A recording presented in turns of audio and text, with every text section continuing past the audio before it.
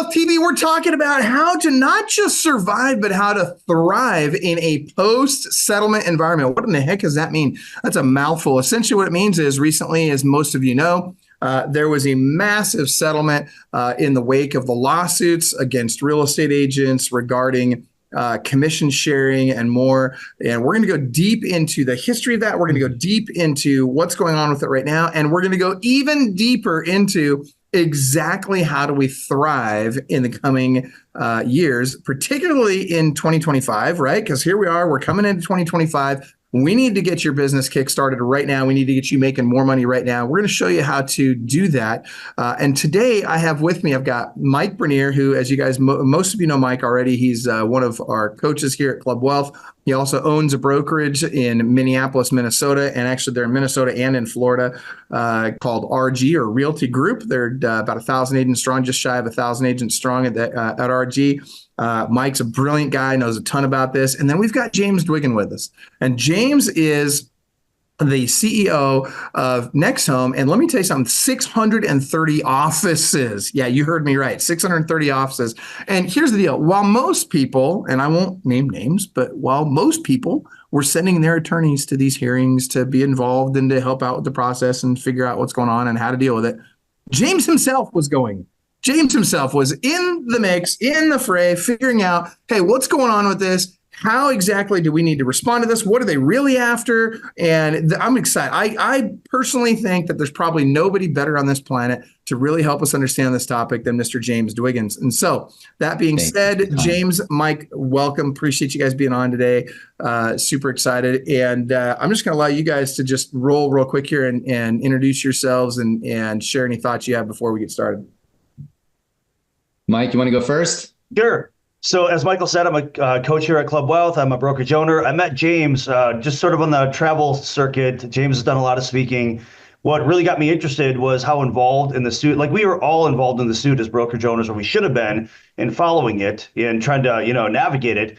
But the fact that James was, right in the back rooms with the, all the players involved with this. I mean, he had conversations with the DOJ. He had conversations with Ketchmark, the lead attorney for the plaintiff Sitzer Moore case. And I'll let him tell his story a little bit about more of that. But very, very few people on this planet have as much firsthand knowledge of this subject as James does. So I'm excited to be here with you, James, and can't wait to get into this topic. Thank you. I'm not the expert, but I've definitely educated myself on it. For those of you that haven't, sort of been following what's been going on, I am a named defendant in the case. We have settled. That has hit the headlines. And certainly since the beginning, to give a shout out to my friend Rob Hahn, who was, years ago saying these cases were a serious threat. As I started to investigate, these lawsuits, I looked at them and was like, this is a big problem. And I think just a little background on me, and then we can dive into more important stuff. I have been in the business literally my entire life. I'm third generation. So my grandfather started his company in 1967.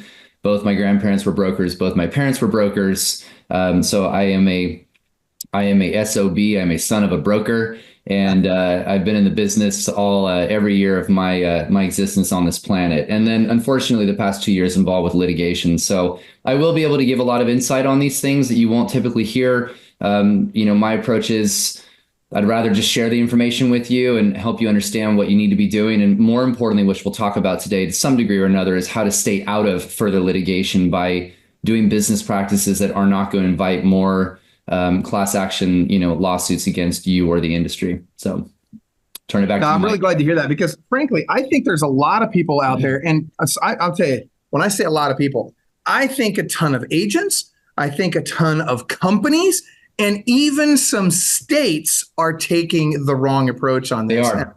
Yeah, it scares me to death. And I feel like, and when I say it scares me to death, it scares me for them. Right. I feel like there's a clear path out of this. There's a clear path forward, but we need to take that path and we need to stop trying to find ways to circumvent what is being told. And we need to, and what's being litigated and what's being legislated against the real estate industry. And instead, what we need to do is we need to just say, look, okay, this is going to be our new reality. How do we succeed best with the new reality instead of trying to change the reality? I agree. And the ironic part is if you understand, which we'll get through some of this today, this isn't that complicated. No. Everyone's making this so much more complicated than it needs to be. And if you just like shift your mind, and for those, everybody that's watching and listening, just be open-minded to the things we're going to talk about. There are some slight shifts, but the irony is I already moved 6,000 of our people to this new model long before the settlement was even enacted. And I can tell you that it's not a big deal. Ironically, the only issues that our company has is everybody else who isn't educated on the process. So it's not, this shifting of process isn't complicated. You just need to understand how to move it. And I will say this one comment and then I'll shut up. The next round of litigation isn't just going to be brokerages. Yeah. It will be agents and teams and people who are not following rules that they'll go after next because they've already got all the money from the companies. All the agents hold all the rest of the capital. So just be mindful that it's not like you're insulated from further litigation. So yeah, I'm glad. Actually, I would say I take that a step further. I'd say I take that a step further. It's not that we're just not insulated. I'm worried. I think we've talked about this too. They're probably gearing up for the next round. This isn't like this might happen. There's good indication that this is not over. And I think one thing that we don't talk enough about is how emotional agents have been over this. People have been in the business a long time, and because there's some shifts and there's some things that happened in language used during the case that offended people, straight offended agents. Emotionally, they just don't want to shift. They want to act like nothing changed or nothing happened, and I think that's a very big problem. agreed. Well, and here's the deal. At the end of the day, the focus shouldn't be on how upset we are about what's happened and now we all of a sudden we have to change and blah, blah, blah. Look, the reality is where there's chaos, there's opportunity. And this is just another great opportunity for real estate agents.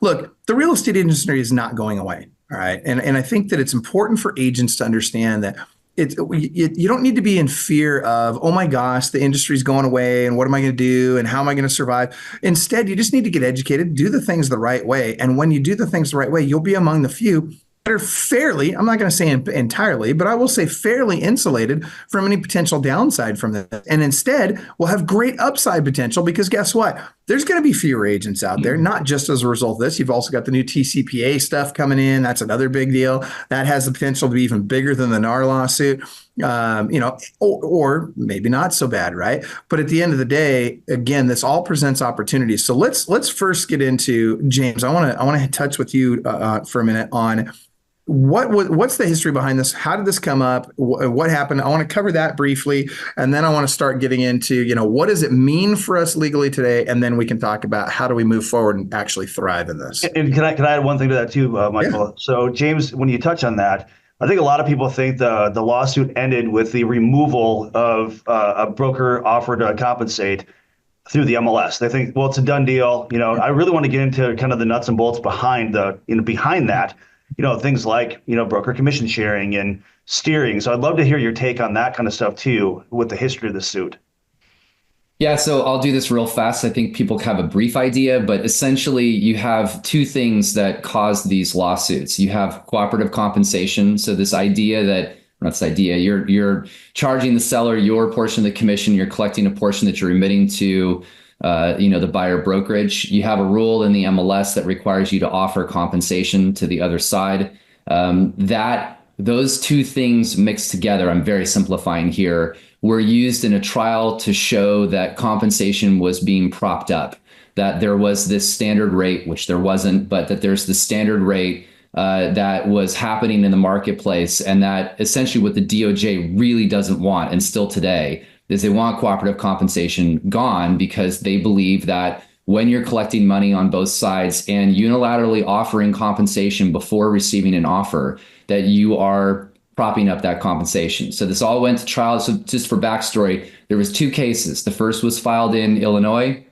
That was Morrell, which essentially went to trial got filed first. Then Burnett Sitzer came along in Missouri. That went to trial faster. So the Morrell case is actually ironically still out there, and it won't be relevant because there was a nationwide settlement. But Burnett Sitzer was the one that everybody was paying attention to.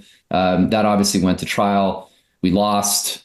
Jury said, sorry, that's what this is. $1.78 billion worth of damages, treble that. And what you have, I just want to address this. What you have is a settlement or a number that the National Association of Realtors couldn't afford. So everyone's like, why did you guys not fight it? Why did you settle? Because they'd go bankrupt. Just to be clear.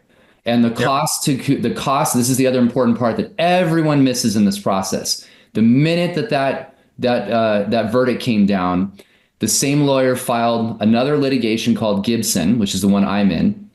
And then you had all these ambulance chasing lawyers across the United States filing copycat litigation, 30 of them, to be clear. And they sued everybody else. And so what everybody has to understand is if NAR were to take that, I'm not just defending them, I'm just giving you reality here. If they were to appeal it and go through the process of 2 years worth of appeal, and if they didn't win, all during that time, every single company that got sued would have to go through defending that litigation over several years during the worst real estate market since 1995, and it would bankrupt one company after the other. So whenever I hear this, like, they should have fought, stop. Like, you don't actually understand what you're talking about. If they did fight and went further with it, most of the industry would have been bankrupted in the process. Because, by the way, here's the number that I'm not afraid to tell you. My legal defense fees at one point were $100,000 per month. Per month. 99.9% of you on this call can't afford that. So the actual best opportunity was NAR settling. And ironically, for what they got out of it, it actually is a pretty fair deal. So obviously, you know the rest of it. There was a settlement. The judge just recently approved it. NAR is going to pay $418 million, a certain amount of it now, a certain amount over a period of time. All the other defendants that were named outside of Burnett Sitzer in the Gibson case have subsequently, the ones that have settled, myself and a lot of other companies, are done in what we call tranches. Some of them are public, some of them are not. The judge will approve all of them because he rubber stamps all of this stuff. And this case is behind us. So that's the crux of it. The issue, and I'll then shut up here, is if we are doing the same shit we were doing before and just trying to skirt the MLS, we're going to create the same litigation all over again. Like, and that's, by the way, what the lawyers want, is they're like, great, let's build a new class over 2 to 4 years, have them do all the same stuff, try to circumvent the settlement, which you guys are required to all do, and then let's sue everybody again. And by the way, here's the game of the system. The legal system in this country is one of the most corrupt in the world. My point is very simple. They can sue you for anything. There's very little recourse to go after plaintiffs' lawyers for frivolous litigation. You have to pay all this money to get to trial, which will either bankrupt you, or what they know is that you will settle because it's cheaper than going to trial. That's the game of the United States legal system, period, the end. And so if we think that, oh, well, I'm not worried about it, oh, you better be worried about it, because until the system's changed, they can sue you for anything, and you will have to go through the process of defending it. And that's the fundamental problem where we are. So, and to touch I'm on fire at 7 a.m. this morning. I love it, dude. I was thinking, I'm so glad you said that. Yeah. Go ahead, Mike. Yeah, and I want to kind of reinforce what you said there too, James, because what I'm seeing all over online, I don't care if you're talking about Club Wealth's Facebook group. How many people we got in that Facebook group now, Michael? 48,400. 48,000. You know, lab coat agents with 150,000 plus people. All the posts that we see out there, it's people completely misunderstanding or not even caring about what this settlement was about, because what they're posting is blatant spitting in the face of the settlement. And Michael, the plaintiffs' lawyers, believe me, they have people watching this stuff. Oh yeah. Like, I've seen so many posts where people where I'm just like, oh my God, like if you were working at my company, I'd hand you your license back, because I don't want to deal with that kind of liability. So like oh man, people are not paying attention to the kind of stuff that's being captured. They're not interested. They think it's business as usual. I hear that all the time. Nothing changed. Well, everything has changed. It's not business as usual. This morning I saw a post where somebody was arguing that a listing agent should make more than or less than the buyer's agent, or vice versa. I can't remember what it is. But my point is, they're still talking about commission sharing and what everybody should make and rates they should be making. You know, everything we're not supposed to be doing, and we're not seeing this like in a random post, a one-off. This is every single day we're seeing this kind of stuff. And it's almost like either the brokerages are not educating them or they're just not paying attention. I mean, they're not. That's the issue, is that everyone's so shy about trying to move agents to where the puck is going to be or where it should be already. And then the other issue is, and look, I'm not afraid to be critical. There needs to be better guidance from the National Association of Realtors. And candidly, the states are doing a horrible job at this. I mean, so I'm in all 50 states, and I can tell you the guidance from state council at associations, varies by state, some of which is completely 100% against the settlement terms. I had an argument with a state lawyer, association lawyer. I'm like, you don't have the slightest clue what you're talking about. When was the last time that you actually talked to the plaintiff's lawyers or their interpretation of it? They're like, we don't agree with their interpretation. It doesn't matter what your interpretation is, because they're going to sue everybody for what they believe the interpretation of the lawsuit is. The only person's opinion that matters is, ironically, in this case, and I hate to say this, I'm sure they're listening, it's the plaintiff's lawyers, because they know they can go sue you again. And so you either follow what they think the interpretation are, or you're opening yourself up to further litigation. That's it. There's no gray area. It's just one or the other. So let's be very. Oh, sorry. Go ahead. I was going to say, I think people forget we already lost in court. You know, I mean, we can't put that genie back in the bottle. That's the problem. And so let's be very, very clear about what that looks like going forward. In other words, what was the settlement? What was the ruling that was brought down? And what is it? What activities are they saying now are, hey, you cannot do this and you should move forward doing this? So it's very, very clear. This is not up to interpretation. Okay. And if you want to debate it, then go call the lawyers and talk to them yourself and deal with what comes from that. But so they've come out. So just for context, for 6 months, the plaintiff's lawyers did not come out and very clearly state their interpretation of the settlement. And it wasn't until Tanya, who is the law professor out of the University of Buffalo. If you want to watch an interview with her, by the way, she's actually on my podcast this week. It's going to be really, really cool to listen to her. So she's filed an appeal and was the one, ironically, who's objected to the settlement, which I want the settlement to go through, but not just because of the terms, but she's the one who's been saying publicly the lawyers made too much money.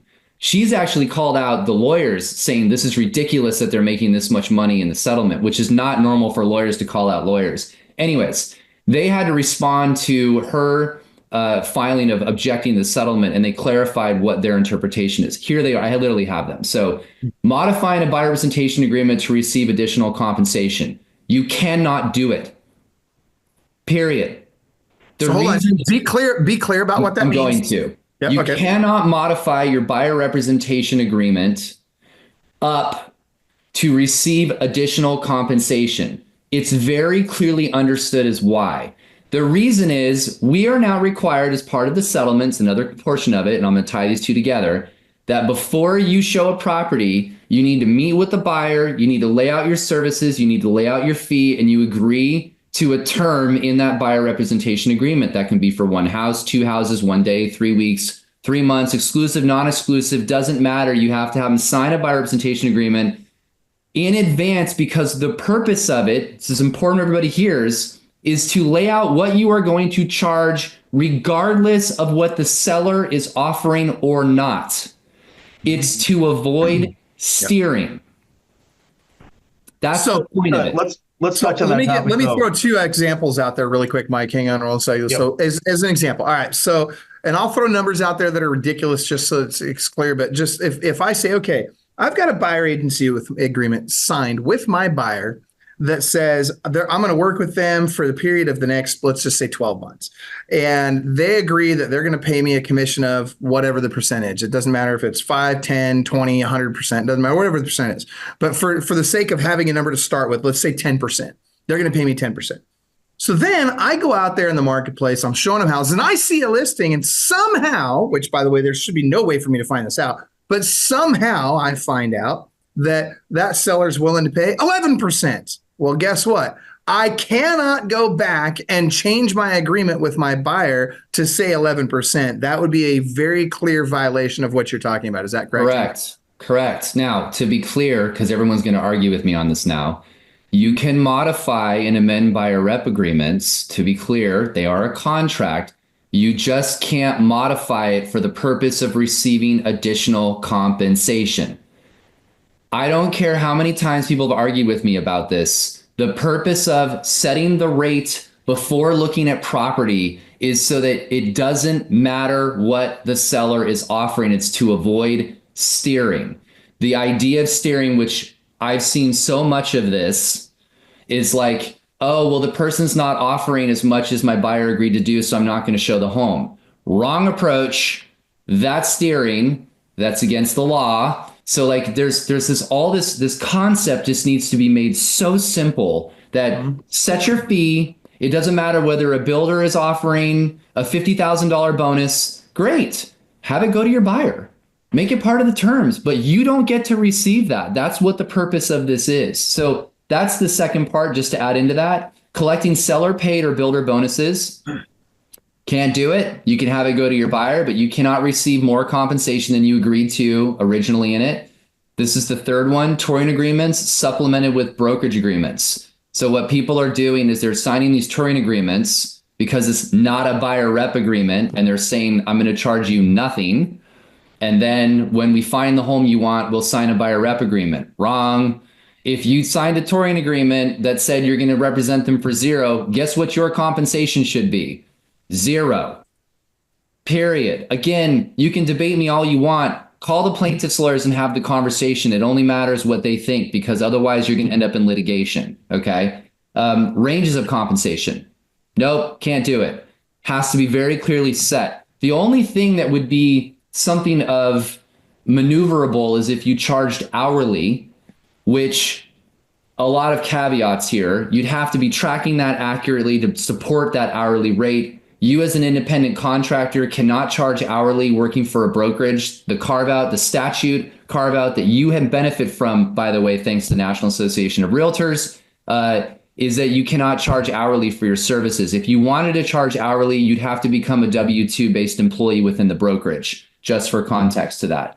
And then this last one is entering into property specific compensation after the compensation is known, meaning you're entering into an agreement now that you know what the seller is offering. That's, again, not allowed in the process. These are very clear. And then the final two simple ones, as we all know this, you can't advertise compensation on the MLS. So you can do it on your website. You can do it on your Facebook ads. You can use an airplane with something hanging from the back, but you cannot advertise it there. And you need to be very, very, very careful about not advertising compensation with your competitors. The whole point of getting it off the MLS was to not have one environment with competitors sharing compensation. So if now you're doing it in Facebook groups or you're doing it in other areas, really stupid, because that's literally what they don't want you to be doing. So that's the outline of what the terms are in a nutshell. All right, so I got some follow-on questions. Go ahead, you, Mike, first, Yeah, and then I got some comments from people in Facebook. They have questions. Go ahead. I got a few things too. There was a lot to unpack in what James just said. By the way, James, I will say you really unpacked that well. Yes, that was great, really great explanation. I want to reiterate a couple of things you said. So what we're seeing too is a lot of steering, without even agents realizing that it is steering. They don't know sometimes. They don't, right? Yeah. So, for example, I had a conversation with one of our agents that advocated for the builder bonus. Like, why shouldn't I be able to give a $5,000 bonus? It helps my seller. I'm getting more people in the door. The house is going to sell faster. I said, my friend, you just advocated for the effectiveness and the efficiency of steering. You just don't realize, right? And once we understand that our compensation should not dictate how fast or how slow a house sells. Once you understand that concept, you can get your head wrapped around it. That offer of compensation, by the way, whether it's a seller direct offer or broker commission sharing, the reason it doesn't work well right now is because we have no idea what somebody's going to enter an agreement with their buyer. I mean, that's part of the problem. So what if I'm offering 4%? If somebody has an agreement for 2%, it does no good. It's really just kind of better to let the offer come in, looking for the compensation, the fee agreed between the buyer and the buyer's agent directly between those two. If they want the fee covered, the buyer can ask for it directly from the seller in the offer. That seems to be the methodology that really works in the settlement that people don't want to adopt. Can I jump in on that? I'm going to jump on that grenade. So I believe that cooperative compensation is a really bad idea. Mm-hmm. I'm going to irritate a lot of people with this. And I want to piggyback on what you said. When you sit down with a seller, you should be talking about your services and your fees and negotiating that with them. This is what I charge, etc. Mr. and Mrs. Seller, the strategy that I'm going to deploy is this. We don't know. So everybody hears what I'm saying. We don't know what the buyer and the buyer agent agreed to for compensation. We have no idea what that is. And to Michael's comment, it could be all over the place. So the strategy of what we want to do, because I'm assuming Mr. and Mrs. Seller, you want to receive the highest net proceeds possible. Is that correct? Yes, because 99% of them are going to say that. Then what I'm going to recommend is that we advertise this. Seller is willing to entertain any and all requests, put it in the offer, which means buyer's agents, it doesn't matter what the seller's offering. You sat down and agreed to the buyer on what you're going to charge. The buyer agreed to pay you. And one of the only conversations you need to have is, can you pay this, or do you need me to make it part of the offer process? I can't afford to pay you, Mr. and Mrs. Buyer's agent. Please make it part of the process. Great. We're going to include that in the offer. Let me do my job and negotiate the deal. Now what's happened is whatever you charge goes in the offer. If the buyer can't pay it, throw it in there. And on the sell side, we're not telling people what the seller's willing to offer. That is a stupid negotiation strategy to say, my seller is willing to pay this, when you have no idea what the buyer is willing to do or not. And by the way, just so everybody hears this, I've been tracking this stuff. When you do it this way, you'd be surprised how many times the buyer will come up and pay the compensation for the buyer's agent, which means that if you weren't doing cooperative compensation, you just saved your seller money. So this whole consumer-centric model we have to move to is very simple. It's just not complicated. Seller and listing agent sit down and agree to terms. We tell them whatever you need to put a deal together, by the way, which is literally our job, just request it, kind of like when you're trying to buy a car or anything else. And then the buyer's agent just needs to put whatever the hell they need with the buyer in the offer, and then it becomes a negotiation. That's it. By the way, Michael, you know how many times, out of my 6,000 people, do you think any of them call the seller and ask if they're offering compensation? Hopefully none. None. You know why? It doesn't matter what the seller's offering, because we already had a conversation with our buyer. We know the strategy. I don't give a shit whether the seller is offering anything at all, because if they want to sell their house and the buyer can't afford to pay the buyer's agent's compensation, what do you think's going to happen? It's part of the deal. And if the seller doesn't want to do it, bye-bye. And James, also, it's not a matter necessarily. It's not just about cost of sale. The way we've always looked at it. The house is listed at 500. There's a X% commission in there. Cost of sale is Y. It's not a matter of that as much anymore. It's about net offer. Yeah. It's about at what price do we need to come in at to get the compensation. I mean, that's where we got to. That's a negotiation strategy. It's not just cost of sale. It's net offer. Where do we need to be? What I think is funny, and it's a sad commentary on the market, is what James just said. James, you just said this consumer-centric model we're shifting to. We should have always been a consumer-centric model. Yeah. We're in a service industry. We should be serving the consumers. And when we serve the consumers at a high level, we get compensated well. But we've got to serve them at a high level. And look, this is the thing. I've said this for 2 years now. Yeah. Good agents are going to make more because they're going to curate their own experience for the seller, and they're going to curate their own experience for the buyer. And Americans are busy people. We are willing to pay a premium for services that we find value and convenience in. And so you can curate this experience where you can charge a premium with more stuff if you want, and we'll cover that in a minute. But this is the greatest opportunity ever for good agents to really differentiate their business and excel. And agents that aren't, by the way, will struggle. And that's great, because you're just going to separate yourself even further from this process. So it's just not that complicated. Another reason why not to call and ask what the compensation is when you're on the buyer's agent side is because why get a low number stuck in your head? That was what we did with the old system. We just looked, this is what I'm going to make. The reality is we've been relying on weak listing agents to negotiate our fee. Yes. I feel like this system a lot better. Yes. I don't even have to think about it. Whatever I'm charging, it goes into the offer if that's what the buyer wants, and we get it done at just a matter of what price. And by the way, one last comment. Hang on, real quick, James. Back in the late '90s, early 2000s, I had an issue with the Northwest Multiple Listing Service, which, frankly, between you and me, I think is the most punitive and idiotic MLS in the country. But that being said, the issue that we had was they didn't like that I was offering what they considered to be a substandard selling office commission in my listings, and they actually required me as an MLS. They required me to pay the selling office at least 25% of what I was earning as the listing office. And we talked to them about antitrust, and we had this conversation. They didn't care.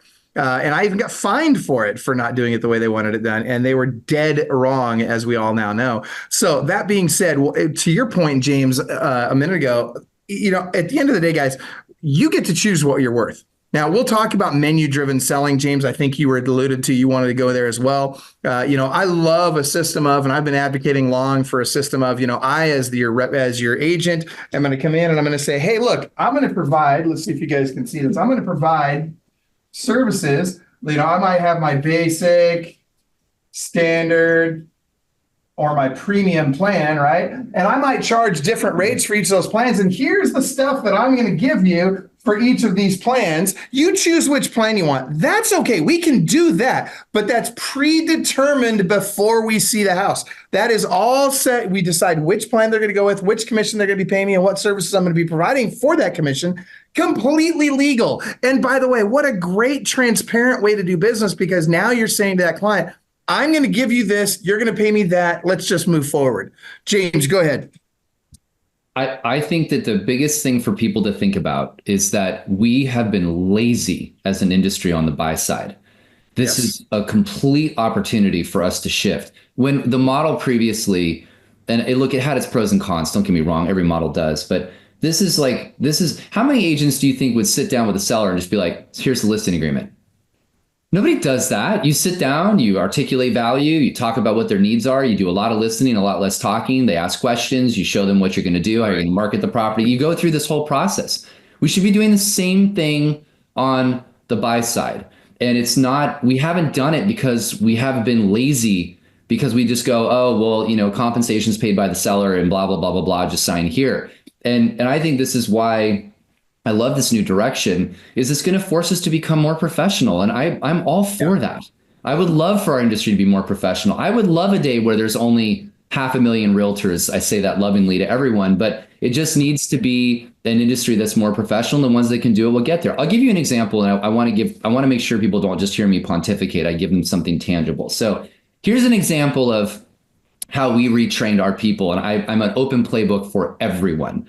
So we go, look, Mr. and Mrs. Buyer, here's the differences between how we operate versus other buyers' agents. So number one of the first frustrating things you're going to experience is that less than 30% of all listings have a floor plan because listing agents aren't doing their job correctly. I say that lovingly. So I have a service called Cuevas. We go out. If you find a house you like, doesn't have a floor plan, I'm actually going to go out and scan the floor plan for you. I'll have it to you within 24 hours. One of the cool things I do that other people don't.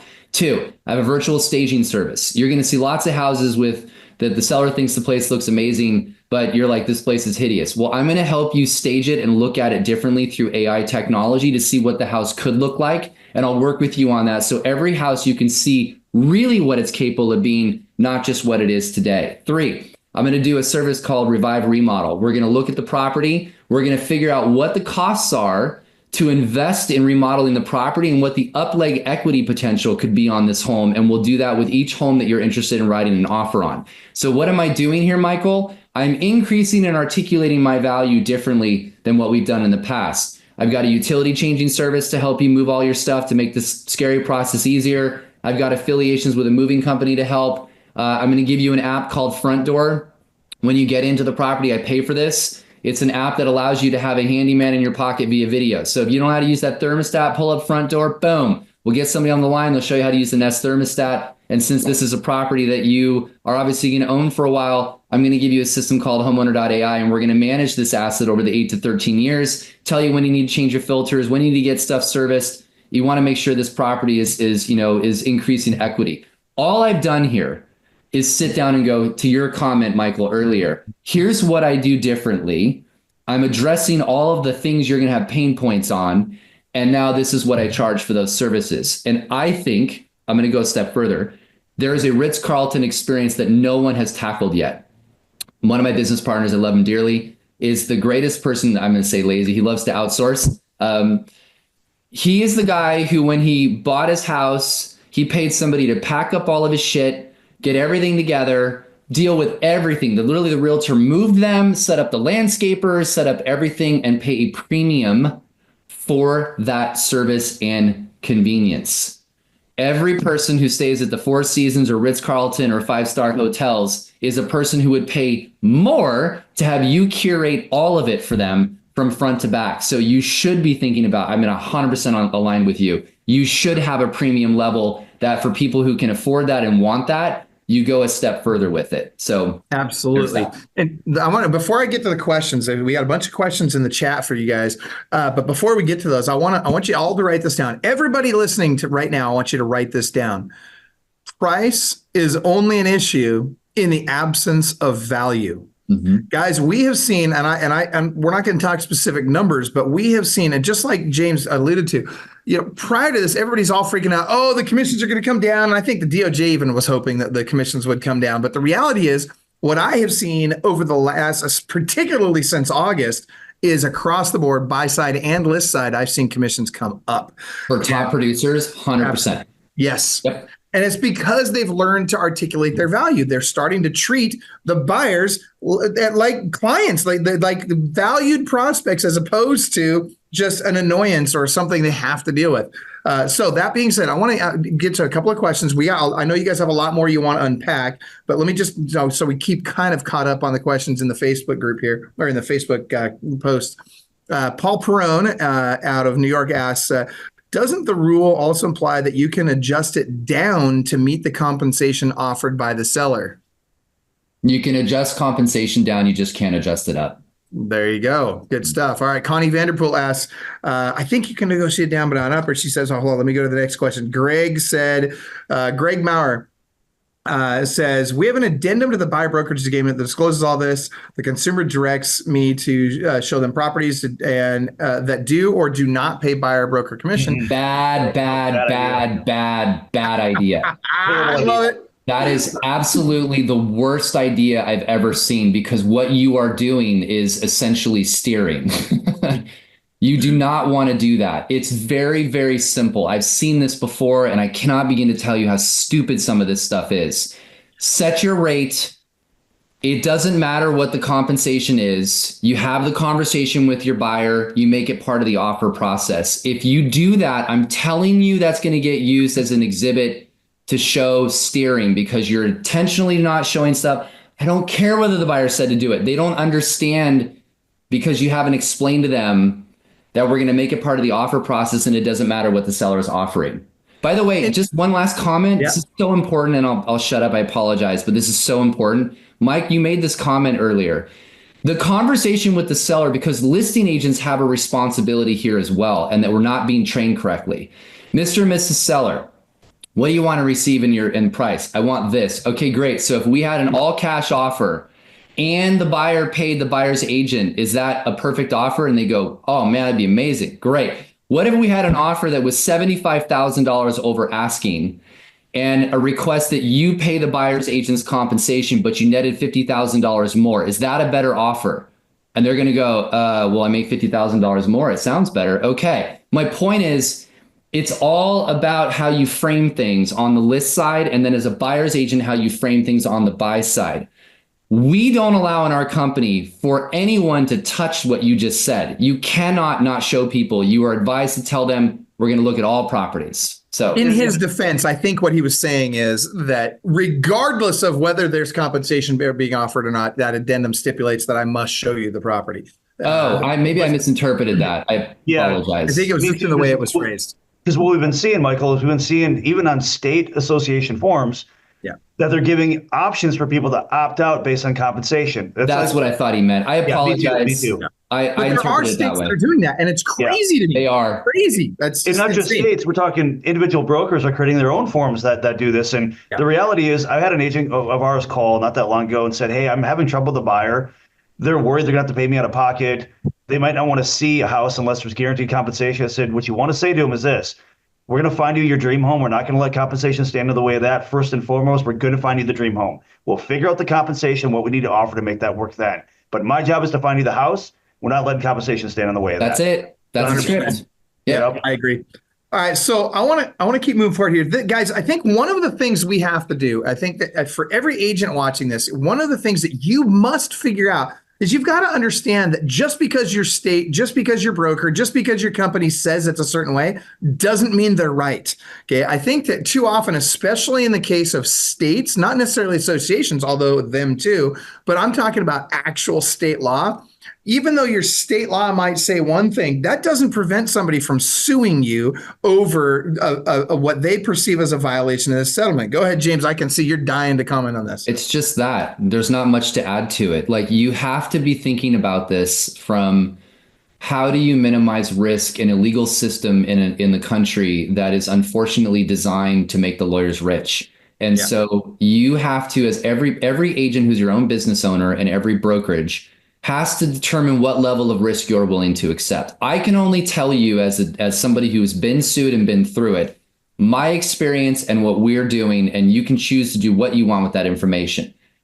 But I'm telling you right now that this industry is a target. We have the sell side cases, which have now, for the most part, we have, a settlement that's been approved. There's the buy side cases that are still out there. There's TCPA class action cases being filed everywhere. We are a target. And so I think it is important that you look at the risk tolerance you're willing to accept and go, I can't afford legal defense costs of $100,000 a month. So we want to get to a risk level of 0, or I don't care what the number is. You just need to make that determination. But your point is dead on accurate, that if the lawyers want to sue you, you're going to go through the process of having to defend it. And that's really quite simple, by the way. You're going to say, the case is bullshit. You can file a motion to dismiss. That'll cost you $100,000 to get there. If the judge says no, you're going to go through the entire process of interrogatories, defense. You're going to go through depositions. You'll go to summary judgment. There's $1 million. Then if you don't get it in summary judgment, you go to trial. There's another $1 million.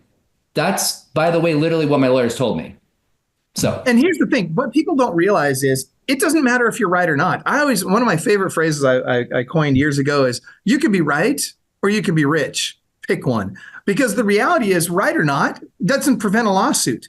Right or wrong doesn't prevent you from having to defend a lawsuit. In 2007, Mike knows about this really well. We talked about this a lot. In 2007, I sued the state of Washington Department of Real Estate Licensing. By the way, dumbest decision I ever made in my real estate career. And I beat them. I won. I beat them in court, which is a very big deal. It's hard to do, right? But we beat them because they were breaking the law. Well, guess what happened the very next week? The very next week, they mobilized everything they had against me and did everything they could to try and find some way to get me out of this business. When that didn't work, then they literally, there's much to this story, but they literally later on we found out they were violating the court order that we had gotten years earlier. So we took them back to court to enforce the court order. They decide, well, hey, rather than fight this guy, let's just suspend his real estate license and see if he goes away. What? Are you kidding me? No due process, no hearings, no, hey, we think you're doing anything wrong. Takes me 30 days to get him back into court. And by the way, they copied the MLS and said, cancel Michael's 750 active and pending listings at the time, right? So now we go through the court process, 30 days into it. We finally get them back into front of a judge. The judge says they violated my civil rights in 3 different ways, forced them to give me my license back. And by the way, guess how much they had to pay in damages? And by the way, ruled that they were grossly negligent for taking my license to begin with. Guess how much they had to pay in damages? 0, because they have expressed. And how much did you spend in legal costs to go through all of this? $352,000 in less than a year. Yeah. Less than a year. That's the point. And that was in 2007. You got to pick your tolerance level. Everybody needs to decide what your business risk level is that you're willing to do, and then assume that risk. So it's up to them. And here's the reality. The reality is there's always going to be risk. Somebody goes through a drive-through at McDonald's, spills coffee on themselves. They sue McDonald's and make $1 million. I mean, there's always going to be risk. It doesn't matter what you do. There's never going to be a scenario where you're not going to have any risk in business. And so that said, to James' point, you just have to decide, am I okay with a certain level of risk? And if you're not, then you know what? You should probably get into a different business. So just adjust the business the way that it needs to be to lower that level of risk. And that's what I was going to say. It comes down to what's your best practices, in the current environment that we're in order to mitigate that risk. Because the reality is what we're seeing online, people aren't taking this seriously at all, and their exposure to risk is high. I'm not going to tell you, Mike, you're right about that, because in the comments, somebody was talking about specific commission amounts in the comments. Right. Yeah. Right. And but this is also a deeper thing. We don't need to get hard on this. There's just a lack of leadership in the industry right now. Brokers are not doing enough. They're scared. The lawyers are driving. The lawyer's job is to advise. Period. The end. Your job as an owner of a business is to make tough decisions and then lead your people. I can tell you that so many people are scared about upsetting their agents. And I looked at it like this, and I'll just give you context. We had all of our franchise owners come out in September of last year, just for context. September of last year, before the thing went to trial. And we said, look, this is how we think things are going to go. We don't think this is going to end positively. We're going to spend 2 days retraining you on all the processes now. I want you to go back and retrain all 6,000 people. And here's the deal. If we're wrong, great. You all are more educated and you're better agents. If we're right, you're the only ones that won't be freaking out about this, and you'll be having a lower level of risk. And everybody embraced that. They were like, this makes sense. Let's just do it and see. And so all this takes is just good leadership from the top, just saying, this is what we believe. This is why. And by the way, agents are smart. They're good people. They're out here to try and help people. They'll look at it and go, that makes sense. Let's make these adjustments. Yeah. So. Well, to your point, James, I'm impressed. Like Leo Praham is a friend of mine. I'm going to love him, dear friend. Actually, we're going to do a podcast day after tomorrow with Leo, and he took the same stance. I think it was a very wise stance. It was just, hey, we're just not going to offer compensation. Period. We're just not going to do it. It's just, we're done as a company. EXP is not going to do that anymore. And I think there's more than him too. By the way, a lot of companies have moved that direction. Leo's just been very front and center on it. Proactive, so, which is a good move on his part. Mike, did you have something to add before I go to more questions? I was going to say that we did the same thing, but I want to make sure I touch on this point too, as we're talking about this. So what we're seeing is, to James's point, there is a lack of leadership, but also there's a huge lack of agent engagement. There's a lot of company broker owners out there that are trying to engage with their agents, and their agents are just completely ghosted, right? And then they circle back when they finally get a deal. How do I do this? My first deal since the settlement. And it's just completely unscalable that way. So agents, if you're listening to this, treat your broker like a business partner, actually engage with what's going on, be part of the solution. Okay. Second thing on that I'll say is, there is a lot of companies that went the direction of no compensation. We're one of them, but our competitors, often even larger companies, are not. This puts us in a very awkward position because you can't exactly crash a deal over a commission, but now you're involved in commission sharing, whether or not you like it or not. We're pushing back so hard on that. I think there's going to be a breaking point on that at some point too. It is, and it's coming. And the thing, I just want to make a statement here, Michael, because this is important. When we talk about commission sharing, it's, just to be clear, it's charging an additional fee that you're sharing with a competitor. There's nothing preventing you from talking with a seller who wants to offer compensation and having it be a seller direct payment, meaning the seller pays the buyer brokerage. You're not collecting and sharing with a competitor, which removes the conspiracy. You're having the seller state, I want to offer whatever because it's what they want to do. And you can offer that and advertise it the same. You're just not doing it through the paperwork. And there's also the ability to do a concession direct to buyer, and the buyer can pay the closing costs. You can achieve some of the same goals but also lower your risk of being involved in litigation if that's what the seller wants to do. And we'll touch on that real quick too, James, is I'm not a huge fan of seller direct either in most cases, just because, and I'm not talking from a legal standpoint, I'm talking more from the fact that what we're seeing is sellers are making offers that buyer's agent then did not negotiate that high of a fee with their agents. We're actually costing our seller money when we're encouraging, right? So I'm not encouraging it either. I'm just saying that if you're in a stuck situation, that is a way to do it. Agreed. Yeah. And I just want to articulate that because I know you feel the same way. And I wanted to be clear on that with everybody that, it's still probably best practice to just use your verbiage of seller's open compensation, put it in your offer. Still best practice. Second to that, if the seller says, hey, I want to do this, sure, they've got the right to do that. What we want to avoid is we want to avoid broker commission sharing, broker co-op, whatever you want to call it. That's the first and foremost what we want to avoid. I just wanted to kind of clarify that. Agreed. We're on the same page. And thank you for clarifying that. Yeah. Well, and that goes to Justin Larson's question of how is Open Door paying an extra 1% to buyer agent above the buyer agent comp, or the buyer's comp agreement? And to your point, as the seller, because Open Door is a principal in the transaction, they are not the agent in the transaction. They have the power to do that. That being said, I agree with both of you that best practice is tell your sellers not to do it. Like, avoid doing it at all, because you get into a gray area, and it becomes very, very easy to cross that line if you don't really, really know where the line is drawn. It's just a lot safer to just not offer anything. Just advertise it to the buyer. Like, I don't understand why this is so complicated. The buyer's the one you're trying to incentivize to buy the house. Like, what the... Just offer it as closing costs. Offer it as you're trying to incent a buyer to buy that house over another house. It's not the agent, it's the buyer. Right. Okay. Here's a very important. Oh, go ahead, Mike. I was going to say that because a couple of things that we touched on, I want to pull out here.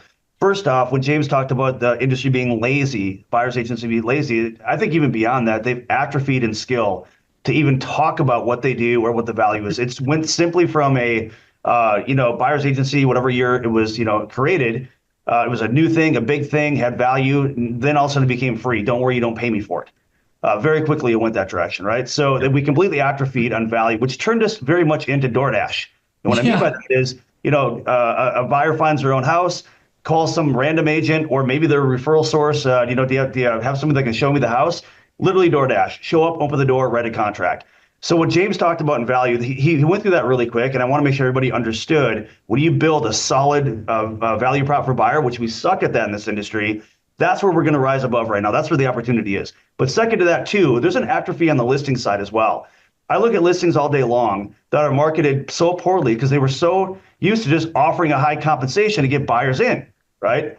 Or buyers agents excited. So when you remove the compensation, now you got to rely back on how well you're marketing the house, how well you're positioning it in the market, how it's being, you're paying attention to the system of your listing, of making sure that each one of them performs well, rather than just throwing compensation out there as the bait.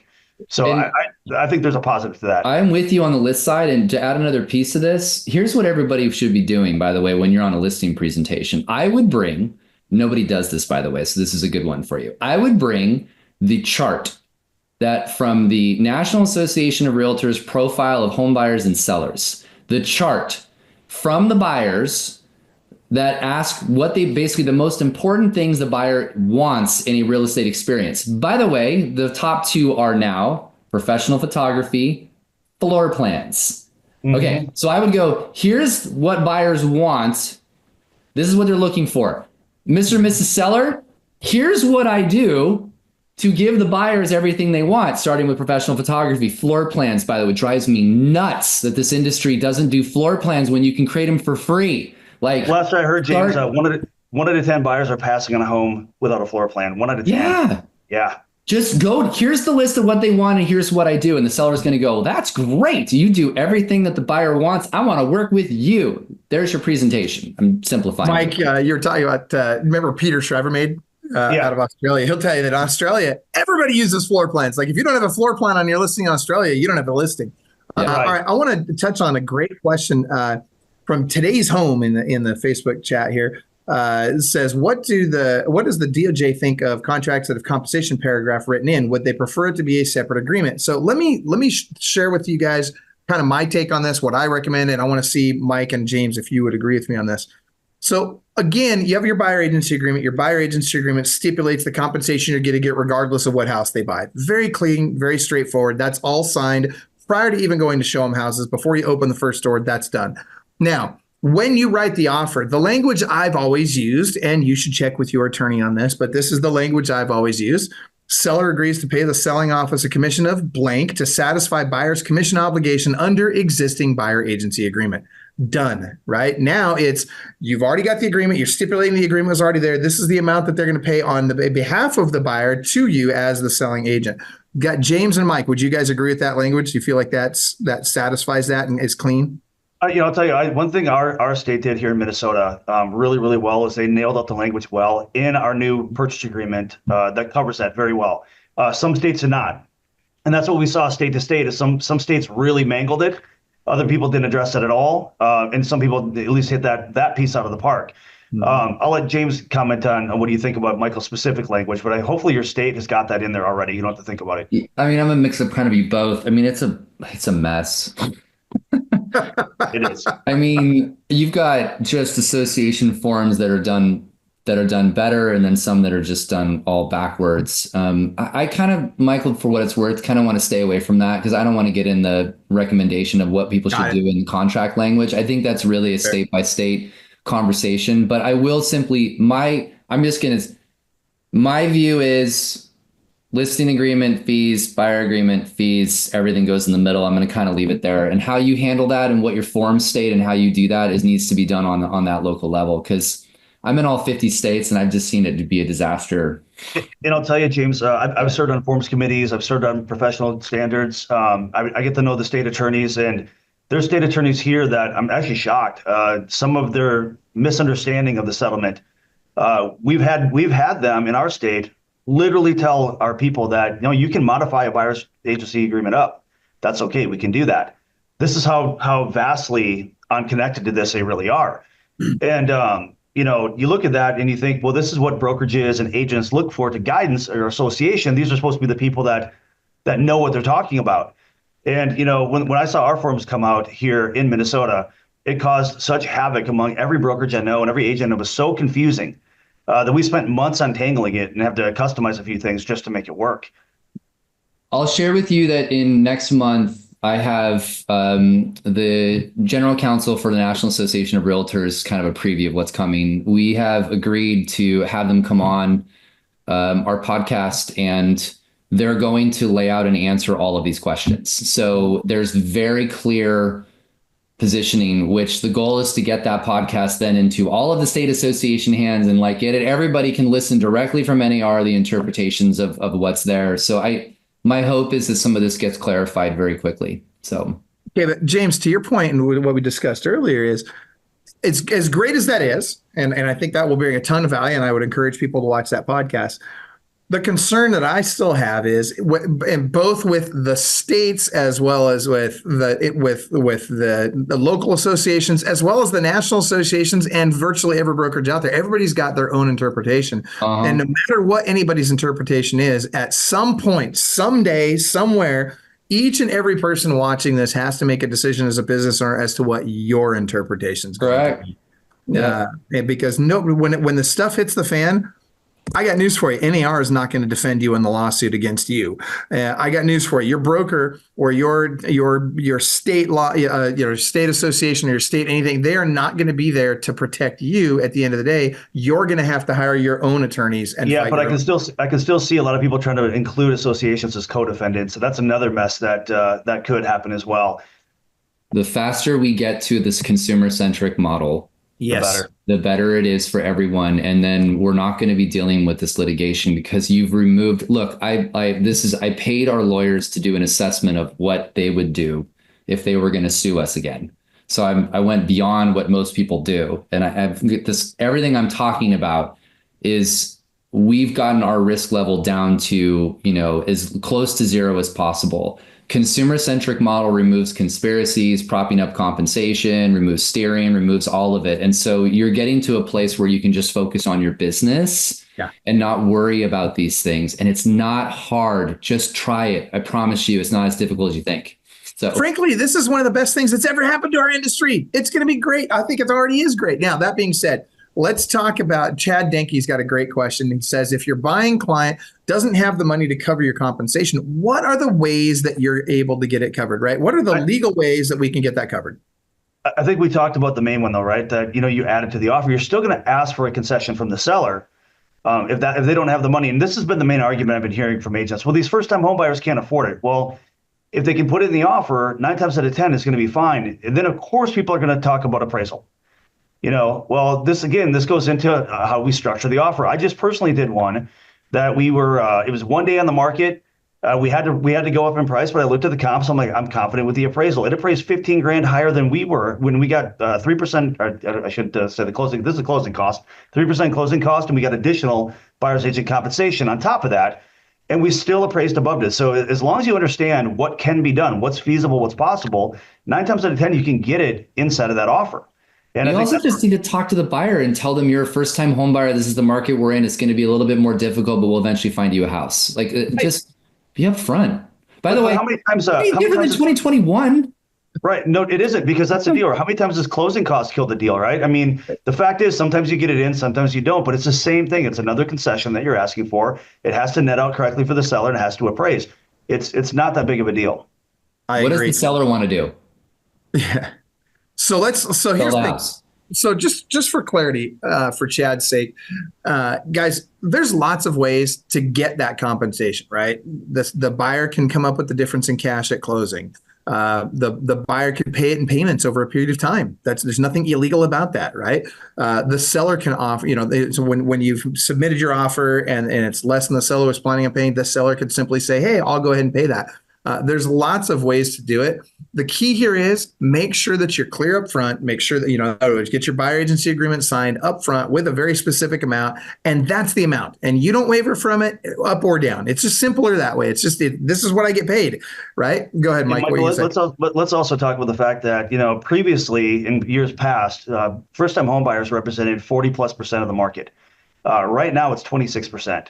Yeah. So most people that you're working with, 75% of the people you're working with have had a house and probably have equity.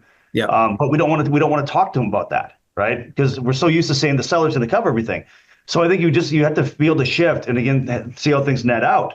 So what I mean by that is if you're asking them to cover your compensation, you can still ask, even if they've got the money, would you like me to try to get a lower price on the house and you pay the compensation, or would you like me to add it to the price of the house?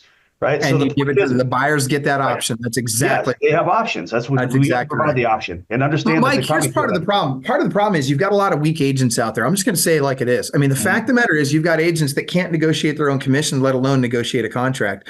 And what needs to happen is in a situation like that, I see, Susie Foster asks, well, how do we handle it if the seller will not pay the compensation? Well, then the deal falls apart.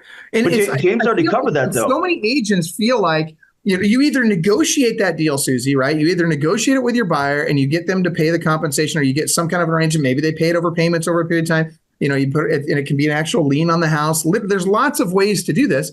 But at the end of the day, you've made an agreement to get paid a certain amount. You need to honor that agreement just like they do. And if that's a problem for you, if you're having a hard time enforcing that, you really got to ask yourself, is this the business for me, right? Can I truly negotiate? Go ahead, Mike. And I do want to say, too, because this is a really hot topic for me. I love this topic because what if the seller won't pay it? And again, James had a great scenario. Do you want a full price offer, no compensation? Or would you rather have one that's $75,000 higher with a $25,000 compensation? It still nets out higher for the seller. We're doing a terrible job focusing only on cost of sale with our sellers. We have to start thinking about what are we netting with all the terms of these offers, and it shakes out. What do you walk away with? It's not just what the house sells for. What do you actually walk away with? And that's a conversation we need to have. It's just scripting, and it's just getting used to having those discussions. And it's also why I made the comment that this isn't just buyer side agent training, it's list side agent training to help the seller understand that what is the goal you're looking at and giving those scenarios. Like all this stuff I've said is all just training material we've already done in place. It's just about training the seller. And by the way, 9 times out of 10, when they're like, I don't want to offer any compensation, and you give them the scenario I just gave you, where it's like, well, what if an offer came in higher and then you had to pay it, but you netted $50,000 more? They're like, oh, I would do that all day. Yeah, that's just because they don't care what you make; they care what they make. Yeah, right. That's right. Okay, so Long asks a really good question. Long Doan, Mike, your partner, Long, asks a great question that kind of shifts the conversation just a little bit, but I want to go there because I think it's a great question.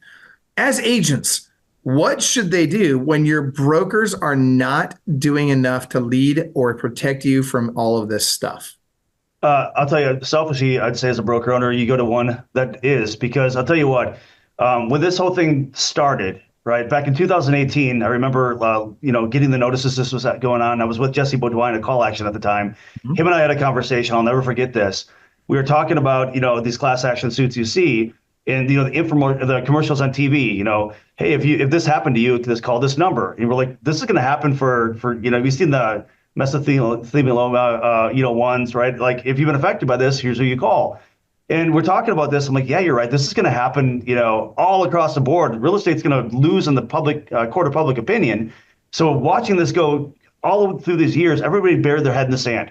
Nobody took it seriously. Brokerages didn't take it seriously. Agents didn't take it seriously. And boom, they got nailed. We've been taking it seriously here at Realty Group for years. We've been preparing people for a long time on this.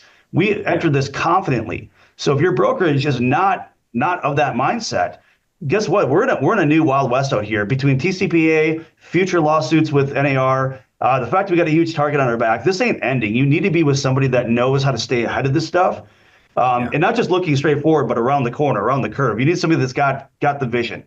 That's my take on it. Go ahead, James. What are you gonna say? I was just going to agree with Michael. I think that, or Mike, I just think that, look, if the only reason you're at your brokerage is because of split, you need to leave the business because you just are looking at it all wrong. You need to be thinking about this from way different perspective of what is my broker providing? What are the tools? What are the services? And more importantly, what is the education and leadership that's there? And am I taking advantage of that? That, by the way, is worth more than a slightly better split, because that broker, he or she who's educating you is keeping you out of risk and is keeping you in the forefront of these things. I think agents have just not, and I've been in this business a long time. We've got the tail wagging the dog a little bit, and some of this stuff needs to change. You should be asking your broker tough questions. And if they can't answer the tough questions, then absolutely, I fully agree. Find someone who can help that part of your business so you can focus on the important part of your business, which is serving clients. You don't want to worry about risk. That's their job. And if they're not helping you with that, then you need to be rethinking where you're at. And by the way, there are some fantastic leaders in the industry. There's just not enough of them. So, well, guys, I would take that a step further and say there's a lot of agents that think, well, I'm just going to open up my own brokerage so I don't have to pay all those fees, blah, blah, blah, blah. Guys, can I just be honest with you? I would have saved hundreds of millions of dollars if I had not owned my own brokerage. Why? Because what was I good at? I was great at selling real estate. I was the number one real estate agent on planet Earth. And guess what? Oh, in 1 minute, in one send of an email, my career absolutely changed forever because I didn't have a broker that was watching my back, that was passionate about compliance. Good advice. Right? I mean, seriously, if I'd had a broker, if Mike or James had been my broker at that point in time, you know what they would have said to me? Oh, you're not suing the state. Oh, heck no, you don't. Right? They would have put a stop to that before it got started. But why did that get started? Because my ego got in the way, and because I didn't know what I didn't know. I wasn't watching the blind spots like your broker, if you've got the right broker, is watching for you. I am a huge advocate of you guys need to do what you're best at, which is selling real estate. And you need to leave the compliance and brokerage stuff to great brokers who care, who are on point, who are following up with this stuff and really understanding it at a deep level. That is worth its weight in gold. I mean, I'm not kidding you guys. Don't make the mistake I made. Save yourself, right? All right. Now, I know we're going over here, guys, and I appreciate your time. I want to be respectful of your time. I do want to say this about TCPA really quick, guys. I'm going to ask Mike and James to come back and do another podcast with me about TCPA, because honestly, I think if you guys are open to it, I'd love to see that, because at the end of the day, I think that has the potential to be bigger than this particular settlement. It already is. And there's cases out there no one's paying attention to that are already there. So like it's going to get to be a much bigger thing. With class action lawyers are just like, and I think so much fun. Yeah. And I think the problem is it's so much easier to step in it with TCPA, and it's so much easier to avoid the NAR stuff. There's a few shifts that you have to be aware of in NAR. The TCPA, there can be a lot that you can step in by accident. And one other thing that's not being talked about is this new clause, which you're all gonna think I'm nuts. But so I have, unfortunately, lawyers who drive me nuts, but they give me all these things. So wiretapping, there's a statute under wiretapping, which now they're using pixel. Essentially, when you're having a pixel on a website that's following and tracking people online, they're using a wiretapping statute to say that you're infringing on people's confidentiality. That's a whole other thing that's popping up now. Right.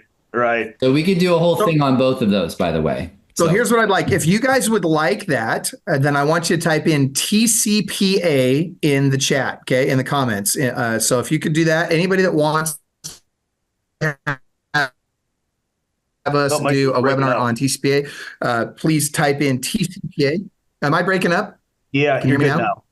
You're good now. Okay. So what I'd like you, sorry about that, guys. What I'd like you, I'm up in the mountains and it's snowing like crazy. So that being said, guys, if you could do me a favor, everybody that wants us to do a podcast with Mike and James on TCPA, please type into the comments TCPA.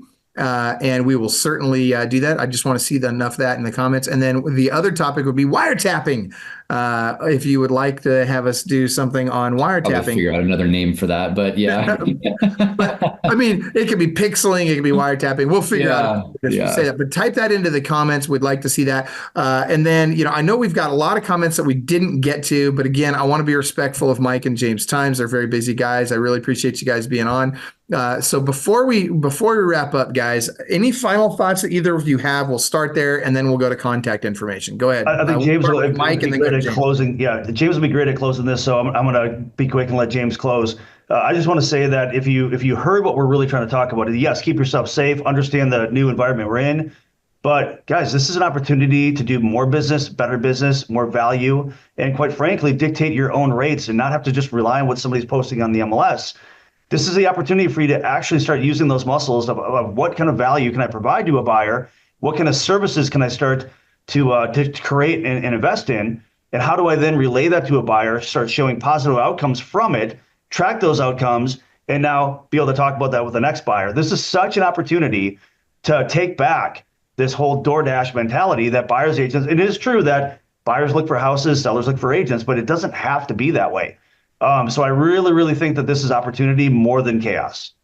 I agree.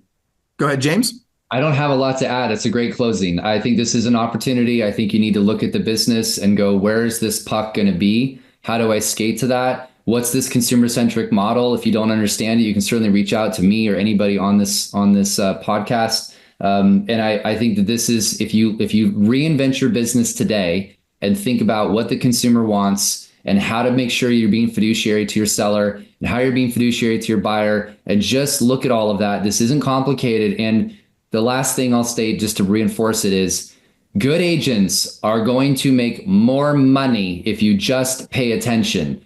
It's an opportunity to do that. I already know tons of people that are, and consumers are willing to pay it as long as you can articulate your value.